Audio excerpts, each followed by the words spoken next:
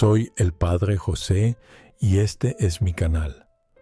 Las historias que comparto no son para causar miedo, sino para recordarte que Dios está contigo, incluso en la noche más oscura. Que el Señor te proteja y te bendiga, hoy y siempre. Aquel invierno, mientras visitaba una diócesis en el estado de Iowa, Estados Unidos, un hermano exorcista me compartió una historia que me estremeció el alma. Había escuchado muchos casos en mis años de ministerio, pero este tenía un peso distinto. Se trataba de una mujer llamada Anna Eklund, cuyo sufrimiento fue considerado uno de los casos más documentados de posesión del siglo XX. Mi hermano, el padre Theophilus Riesinger, un sacerdote bávaro que emigró a América a finales del siglo XIX, fue quien enfrentó aquella fuerza oscura. Me mostró sus notas, escritas con mano temblorosa, y me dijo: «Padre José, nunca he sentido tan de cerca el aliento del enemigo y, al mismo tiempo, la infinita misericordia de Dios». Ana había nacido en Wisconsin, hija de inmigrantes alemanes. Su infancia fue marcada por el dolor. Su madre murió cuando ella era pequeña, y su padre, un hombre violento y enemigo de la iglesia, se hundió en el alcohol. Había en aquella familia algo que parecía quebrado desde hacía generaciones. Una tía de Ana, según los testimonios del pueblo, practicaba hechicerías y maldiciones. Pero, como siempre digo a los fieles, no hay magia más fuerte que la gracia de Cristo. Cuando Ana cumplió 14 años, comenzaron los signos extraños. Sentía repulsión por los objetos benditos. Al acercarse a una iglesia, caía enferma y las oraciones la hacían gritar sin entender por qué. Muchos pensaron que era una enfermedad mental, pero los médicos de la época no encontraron explicación. En sus informes se leía: «La joven es lúcida, pero algo la atormenta profundamente». El padre Riesinger la conoció en 1912. Dijo que al verla sintió un peso en el aire, como si el ambiente mismo se negara a la oración. Ana hablaba lenguas que nunca había aprendido: latín, polaco, incluso fragmentos de hebreo. Él escribió: «Al comenzar la letanía, una voz grave respondió desde su interior. No era su voz, sino otra, cargada de odio. Cuando escuché eso, recordé las palabras del Evangelio según San Marcos. Y estos signos acompañarán a los que crean. En mi nombre expulsarán espíritus malignos». Marcos 16:17. Esa frase me acompañó durante muchas noches, porque incluso los sacerdotes, cuando enfrentamos la oscuridad, debemos recordar que no somos nosotros quienes luchamos, sino Cristo en nosotros. Durante los primeros días del ritual, Ana entraba en un estado de trance profundo. Su cuerpo se tensaba y sus ojos, cerrados con fuerza, parecían mirar algo invisible. Los testigos decían que, a veces, su cuerpo se elevaba ligeramente, como si una fuerza invisible tratara de arrancarla del suelo. El padre Riesinger no perdió la calma. Continuó rezando el credo con voz firme, mientras las monjas sostenían a la mujer y entonaban el Ave María. Años después, cuando me contó esos detalles, su voz se quebró. «Padre José», me dijo, «he visto a los ojos de una presencia que odiaba todo lo santo, pero también he visto a Dios actuar con poder a través de la oración sencilla. Lo más terrible, sin embargo, no fue el horror físico, sino el sufrimiento del alma. Ana lloraba cuando recobraba la conciencia, pidiendo perdón por cosas que no comprendía haber dicho o hecho. Esa culpa, ese desgarro interior, son signos que el enemigo utiliza para destruir la esperanza. Pero Dios nunca abandona. Como dice el Salmo 34, el Señor está cerca de los que tienen el corazón destrozado y salva a los de espíritu abatido. Y es en ese punto donde la historia de Ana deja de ser un simple relato de terror. Es, ante todo, un testimonio de redención. Porque incluso en medio de la oscuridad más densa, la luz de Cristo brilla. La batalla apenas comenzaba. Años después, el mal regresaría con más fuerza y el padre Riesinger tendría que enfrentar la prueba más dura de su ministerio. Pero esa parte, querido hermano, la contaré después. Suscríbete al canal y cuéntame en los comentarios desde dónde nos escuchas y por quién quieres que oremos hoy. 16 años después del primer exorcismo, el padre Theophilus me confesó que había vuelto a recibir noticias de Ana. Era el verano de 1928. Él ya había ayudado a decenas de personas oprimidas por el mal, pero al escuchar su nombre, su rostro se ensombreció. «Ha vuelto a sufrir», dijo en voz baja, «y esta vez el combate será largo». La mujer, ahora de 30 años, comenzó nuevamente a sentir las mismas manifestaciones: rechazo a los objetos benditos, voces que la atormentaban, un cansancio espiritual tan profundo que no podía rezar ni dormir. Sus familiares buscaron al padre Riesinger, quien tras discernimiento y oración comprendió que debía intervenir una vez más. Se decidió trasladarla a un pequeño convento en la localidad de Earling, Iowa. Era un sitio aislado, con una iglesia sencilla y monjas de clausura que vivían en silencio.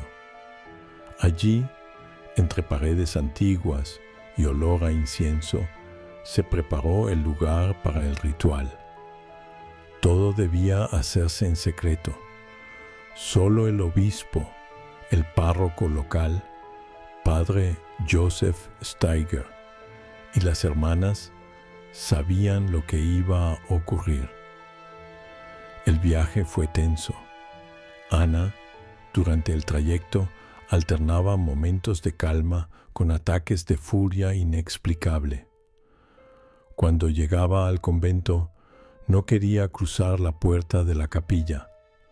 Al tocar el agua bendita, gritaba con un dolor que parecía quemar su alma. Las religiosas oraban en voz baja, mientras el padre Theophilus sostenía un crucifijo frente a ella y pedía protección al cielo. Comenzó el ritual el 17 de agosto de 1928. Ana fue colocada en una cama reforzada para evitar que se dañara. Su cuerpo temblaba, Su respiración se aceleraba y cuando el sacerdote inició las oraciones en latín, una voz profunda emergió de su interior. No era la suya. «Déjala», murmuraba aquella voz. «Ella es nuestra». El padre Riesinger mantuvo la calma, continuando con el rito del Rituale Romanum, y al hacerlo, notó que la temperatura en la habitación descendía de manera inexplicable. Las velas parpadearon y un olor acre llenó el aire. Los testigos afirmaron que Ana hablaba lenguas desconocidas, respondiendo en alemán, latín e incluso hebreo. En esos días, el padre me escribió una carta que aún conservo. Decía: «La fuerza del enemigo se manifiesta con violencia, pero he aprendido que el verdadero poder no está en la voz que grita, sino en la oración que persevera». Esa frase me hizo pensar en las palabras de San Pablo: «Porque no luchamos contra la carne ni contra la sangre, sino contra los poderes, contra las fuerzas espirituales del mal en los lugares celestiales». Efesios 6:12. El exorcismo continuó por días enteros. Ana alternaba estados de inconsciencia y lucidez. Cuando volvía en sí, lloraba y pedía confesarse, repitiendo una y otra vez: «Padre, no sé qué me pasa. No quiero ofender a Dios». El sacerdote la consolaba, recordándole que no era culpable de lo que ocurría. «El mal intenta poseer el cuerpo», le decía, «pero el alma, si se mantiene en gracia, pertenece a Cristo». Durante una de las sesiones, algo inexplicable sucedió. Ana, que estaba atada por seguridad, fue levantada del suelo por una fuerza invisible y quedó suspendida unos segundos en el aire. Las monjas, aterradas, comenzaron a rezar el Ave María con lágrimas en los ojos. «No temáis», ordenó el padre Theophilus. «El Señor es nuestra fortaleza». Y al decirlo, el cuerpo de la mujer cayó suavemente sobre la cama. El padre Steiger, que en un principio había dudado, comenzó a sentir que algo más grande que su comprensión humana estaba ocurriendo allí. Me contó que, al regresar a su parroquia una noche, su automóvil perdió el control sin explicación, estrellándose contra un árbol. Milagrosamente, sobrevivió con heridas leves. Al día siguiente, durante la oración, una voz dentro de Ana susurró: «Quisimos matarlo, pero no lo logramos». El padre Theophilus anotó aquello en su diario, y al leerlo, comprendí que la batalla no era solo por el alma de Ana, sino también por la fe de los sacerdotes que la acompañaban. Porque el mal no solo se manifiesta en los cuerpos, sino también en la duda, en la división, en el miedo. En medio del horror, las hermanas siguieron rezando. Cantaban himnos suaves, incluso cuando el aire parecía vibrar con presencias que no pertenecían a este mundo. Una de ellas, Sor Teresa, me contó años después: «Nunca había sentido tanto miedo y tanta paz al mismo tiempo». Y es que en la guerra espiritual, el miedo no desaparece, pero se vence al ponerlo en manos de Dios. Como dice el Salmo 91, El que habita al abrigo del Altísimo morará bajo la sombra del Omnipotente. Y así, bajo esa sombra protectora, el padre Riesinger continuó. La primera sesión terminó tras varios días, agotando a todos los presentes, pero sabían que la batalla aún no había concluido. El mal se resistía y el invierno se acercaba.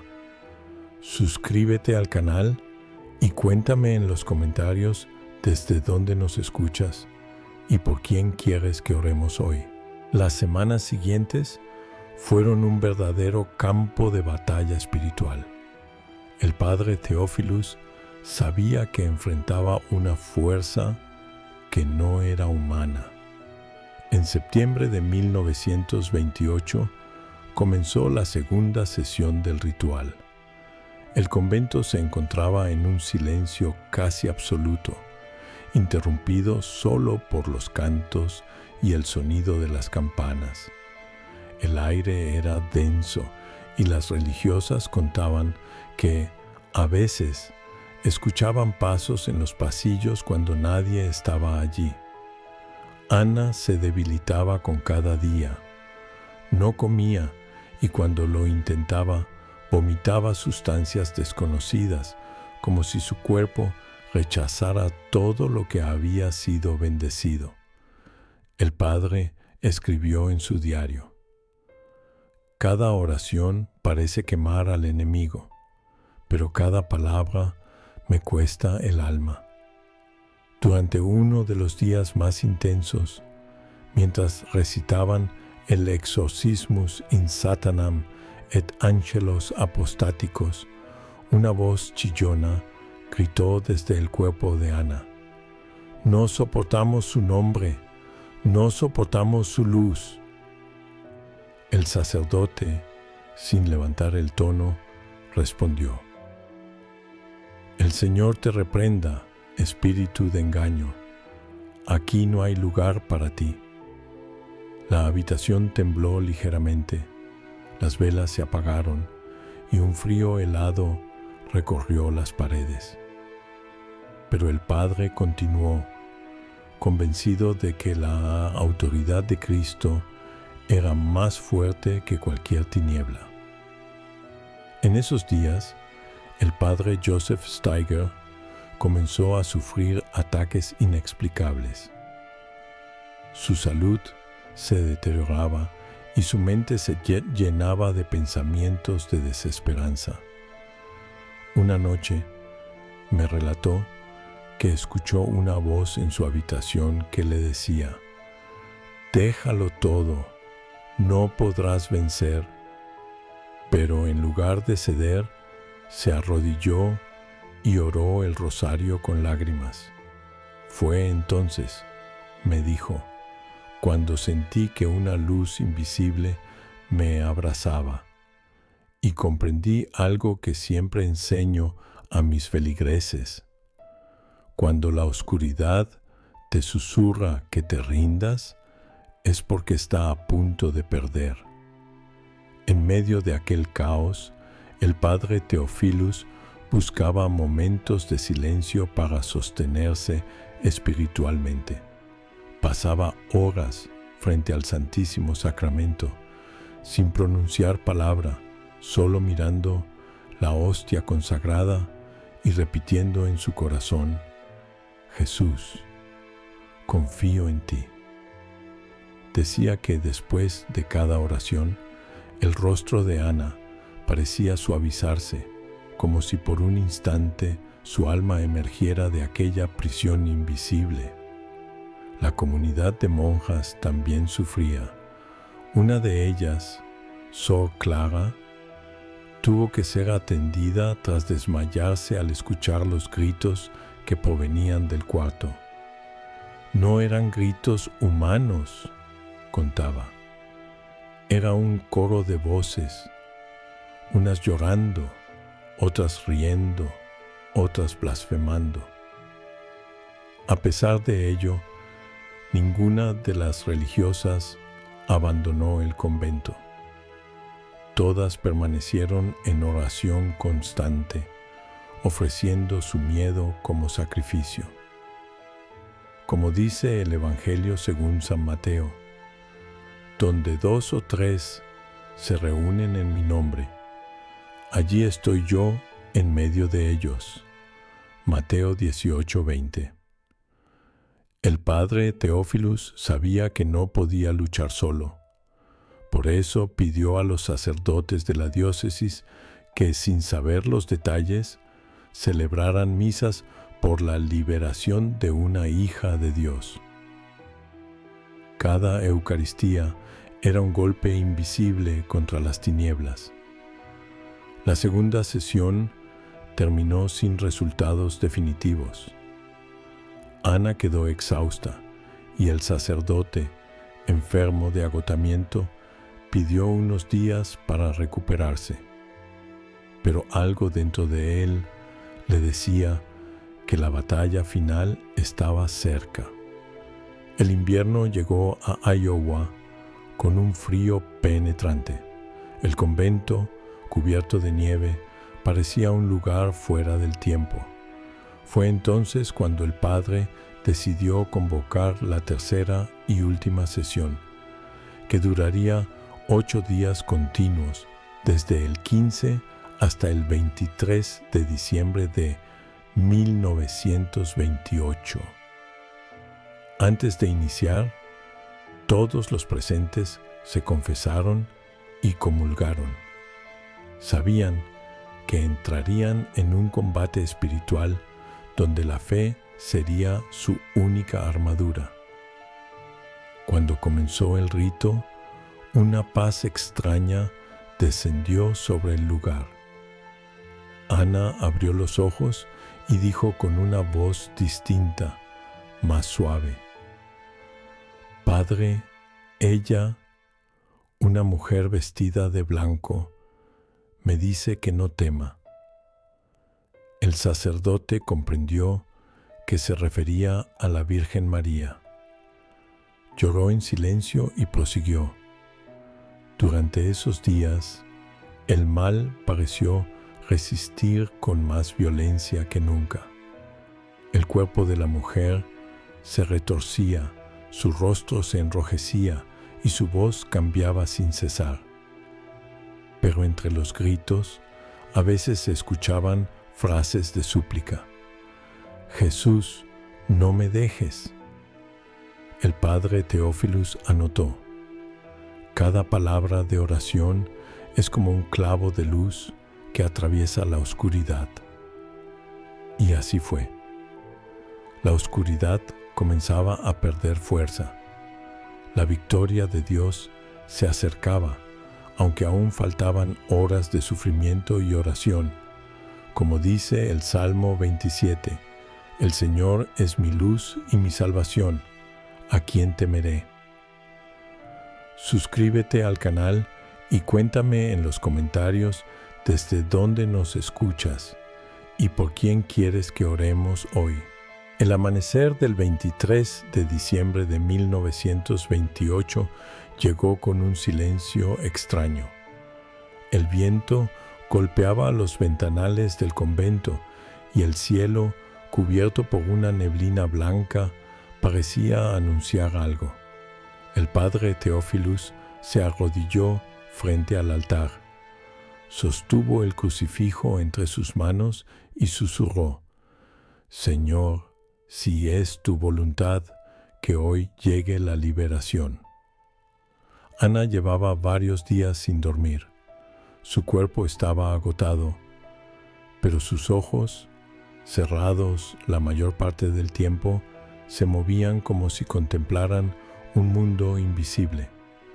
Al iniciar las oraciones, su respiración se aceleró y una voz, más débil que en las sesiones anteriores, murmuró: Nos vamos, pero volveremos.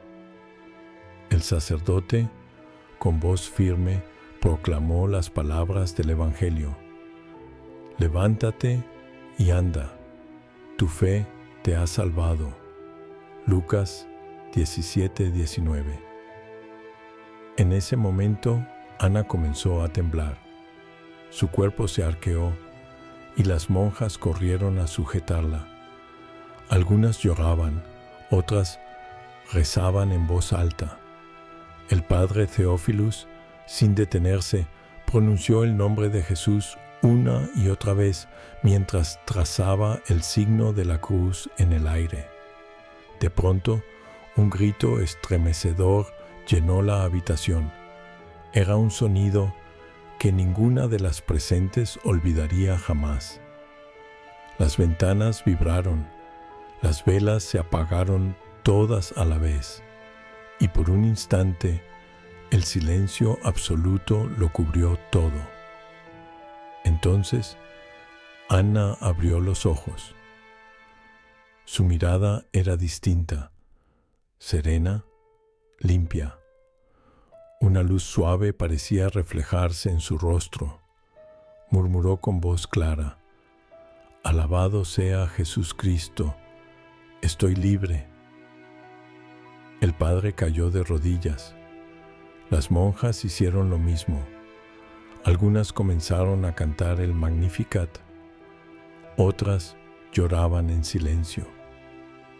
La mujer, que durante meses había sido prisionera de una fuerza maligna, ahora sonreía débilmente, como quien despierta de una larga pesadilla.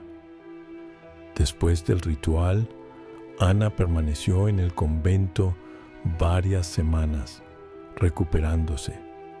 Cada día asistía a misa, comulgaba y pasaba horas frente al Santísimo.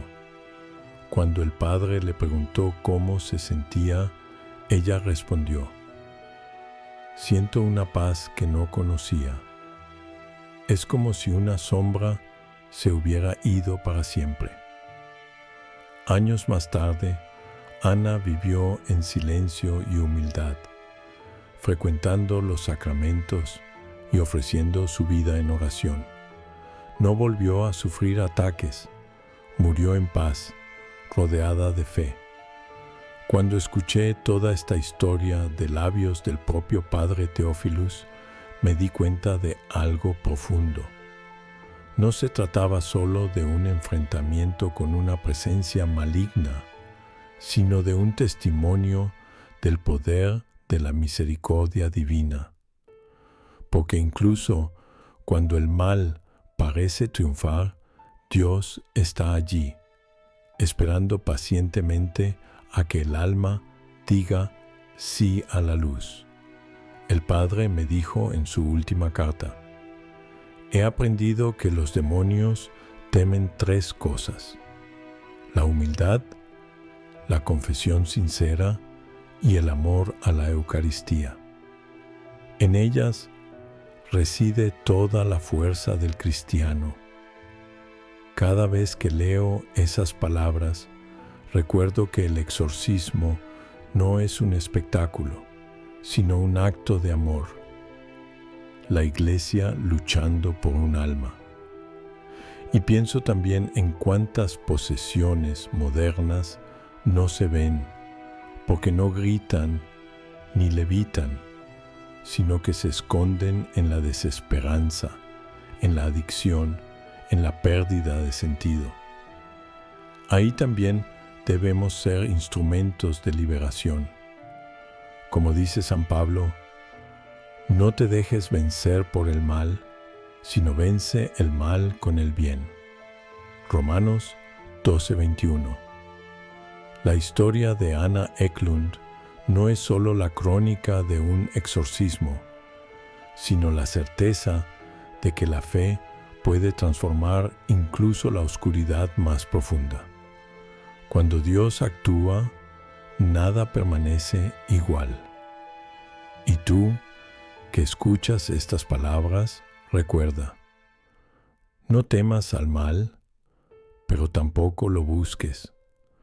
Busca la gracia, la confesión, la oración constante, porque quien vive en Cristo no tiene nada que temer.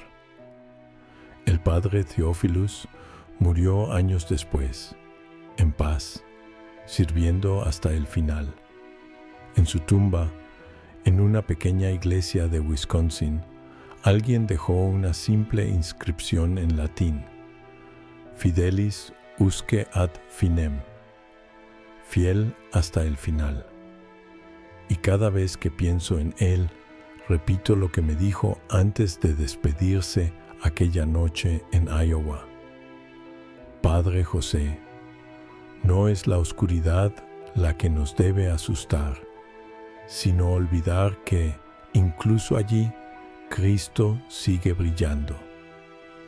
Suscríbete al canal y cuéntame en los comentarios desde dónde nos escuchas y por quién quieres que oremos hoy.